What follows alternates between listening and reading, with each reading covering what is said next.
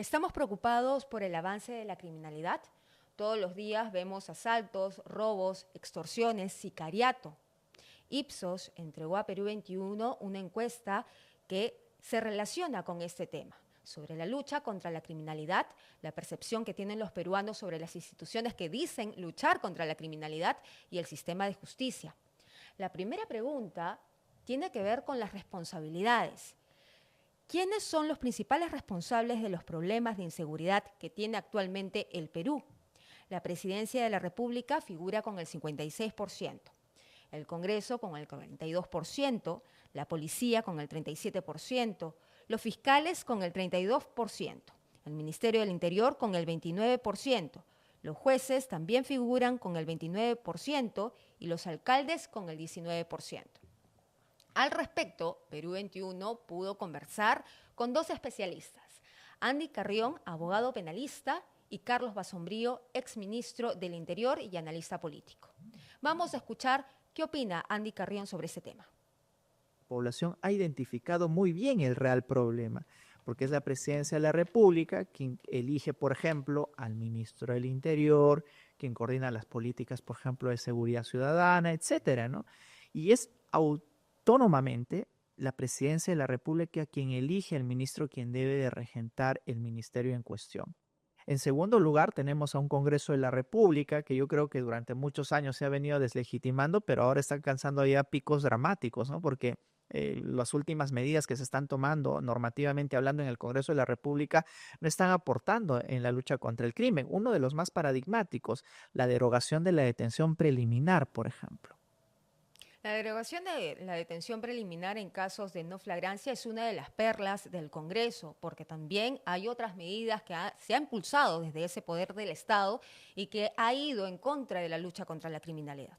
Pero vamos a escuchar también lo que dice Carlos Basombrío. La respuesta corresponde a una percepción bastante precisa de la población de las responsabilidades. La principal responsabilidad de la lucha contra el delito es del gobierno. Y quien encabeza el gobierno es la presidenta de la República y por eso está con 56% que señala que este problema es su responsabilidad. Si le suman que hay un 37% que señala la Policía Nacional y un adicional 29% que señala que es el Ministerio del Interior, tenemos un paquete que da cuenta que la principal responsabilidad es el Ejecutivo. En realidad, la encuesta de Ipsos para Perú 21 tiene datos muy reveladores, pero ahora vamos a analizar la confianza. La siguiente pregunta tiene que ver con esa situación. Si la gente confía o desconfía de las siguientes instituciones para la lucha contra la criminalidad. Analicemos un poco, y aquí está el 70% que dice que desconfía de la Policía Nacional. El 75% dice que desconfía de las municipalidades. El 72% dice que desconfía del sistema penitenciario. El 77% desconfía del Poder Judicial y va en aumento. El 78% desconfía de la Fiscalía y el 83% del Ministerio del Interior. Pero el poder del Estado, que se lleva el mayor porcentaje, es el Congreso con 92%. ¿Qué dicen ustedes? ¿Qué opinan sobre este resultado? Bueno, vamos a escuchar a Andy Carrión, abogado penalista, que analiza además la portada de Perú 21, que tiene que ver con ese acompañamiento de algunos integrantes de los pulpos con algunos oficiales de la Policía Nacional. Congresistas que representan al Congreso de la República y también el Ministerio del Interior, digamos, en ese orden de prelación en cuanto a las instituciones que, digamos, obtienen una mayor desconfianza por parte de la población. El Ministerio del Interior, Mayra, ¿por qué? Porque en el Ministerio del Interior, y tú has establecido este parangón con esta foto famosísima en la que algunos policías están departiendo ahí en una piscina con miembros de los pulpos, ¿no? Que es una organización criminal muy peligrosa. Y eso implicaría de que la población precisamente advierte de que hay un sistema corrupto dentro del Ministerio del Interior. Y a todos les pasa, ¿no? En alguna ocasión, pues el poblador ve, la ciudadanía ve de que un policía que lo detiene le pide una coima para que no le ponga una papeleta y que lo deje ir.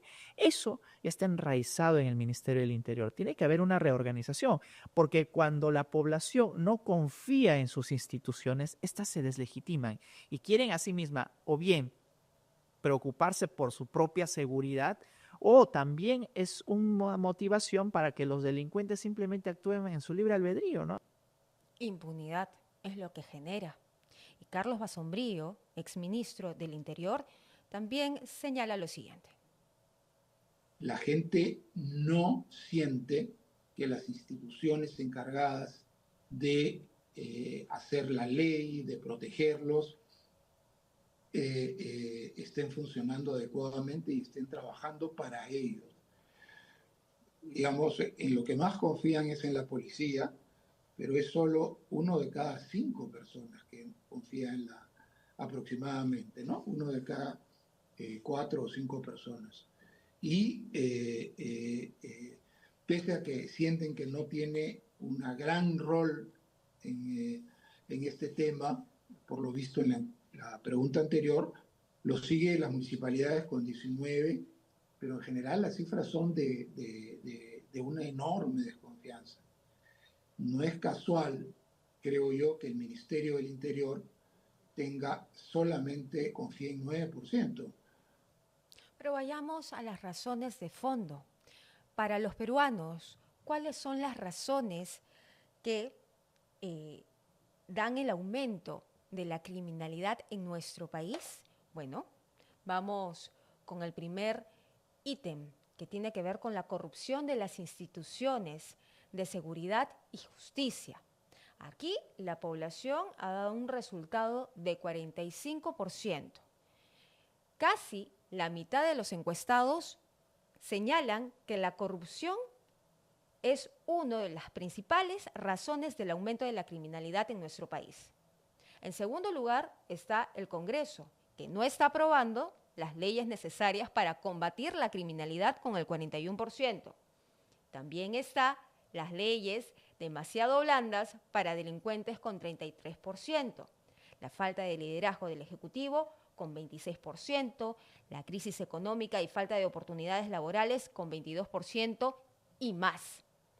Vamos a conocer qué es lo que opina Andy Carrión. Instituciones y aparte las razones del aumento de la criminalidad, podríamos decantarnos por la percepción en rigor de que las instituciones que se encargan de perseguir el delito y el sistema de justicia son instituciones por sí mismas corruptas. Entonces, ¿cómo una institución que tiene altos índices de niveles de corrupción, es decir, el delito enquistado en la institución, va a luchar contra la corrupción o contra algunos otros delitos? No se puede. Y la población yo creo que es muy razonable, la ciudadanía es muy razonable al momento de realizar este tipo de apreciaciones y opiniones respecto a las preguntas que están formulando, porque está identificando correctamente la raíz del problema. Ahora bien, no solamente eso, sino el Congreso de la República, que ya comentamos, simplemente en lugar de afianzar la lucha contra el delito, está más bien flexibilizando los criterios. Es más, en el tema de la detención preliminar, Mayra, conjuntamente con el Ejecutivo, habían propuesto excluir los delitos de corrupción de funcionarios para solicitar la detención preliminar. Nuevamente, ¿qué genera todas estas acciones que vienen de algunas instituciones que al parecer no están interesadas en la lucha contra la criminalidad? Impunidad.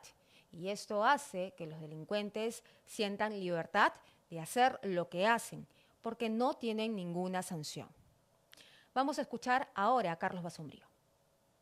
La primera cosa que la gente constata es la corrupción. O sea, cuando las instituciones que tienen que hacer cumplir la ley trabajan para los delincuentes, como mencioné a raíz de la primera pregunta, la gente siente que la corrupción está explicando por qué aumenta la criminalidad en el país. La impunidad, en este caso de la corrupción, es lo que alienta el crimen. Claro, el Congreso no está aprobando. Paréntesis, porque justo hoy en la portada de Perú 21 se ha hablado de un caso específico, ¿no? Policías compartiendo un piscinazo con además, algunos... además, digamos que refuerza mucho esto, en Trujillo, policías bañándose en una piscina con los principales miembros del crimen organizado en la región. Esto tiene una serie de hechos importantísimos. Por supuesto, si esta encuesta hubiera sido hecha luego de este incidente, probablemente incluso sea más la percepción de que es por corrupción. Pero también es interesante conocer qué piensan los peruanos sobre un Estado blando que es respetuoso de los derechos humanos y que de alguna forma genera cierta permisibilidad.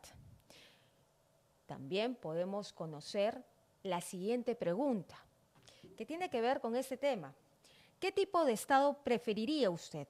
¿Un Estado que sea muy respetuoso de los derechos humanos, aún en riesgo de que algunos delincuentes sean liberados?